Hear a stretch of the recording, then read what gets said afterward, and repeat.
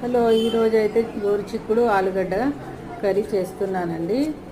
ఆలుగడ్డలు సన్నగా తరిమి చిక్కుడు కట్ చేసుకొని వేడి నీళ్ళలో ఉడకబెట్టేసి పల్లీలు, కొబ్బరి, ఎండుమిర్చి వేసి దోరగా వేయించుకొని మిక్సీ పట్టుకోవాలండి. ఒక కడాయిలో నూనె పోసి ఆవాలు, జీలకర్ర, ఉల్లిపాయలు, సన్నగా తరిగిన టమాటోలు వేసి కలుపుకోవాలండి. కొద్దిగా పసుపు, అల్లం వెల్లుల్లి పేస్ట్, అలాగే కారం, రుచికి సరిపడా ఉప్పు, మనం పేస్ట్ చేసుకున్నది అందులో వేసి గరం మసాలా, ఉడికించిన గోరుచిక్కుడు ఆలుగడ్డ వేసి కలుపుకోవాలండి.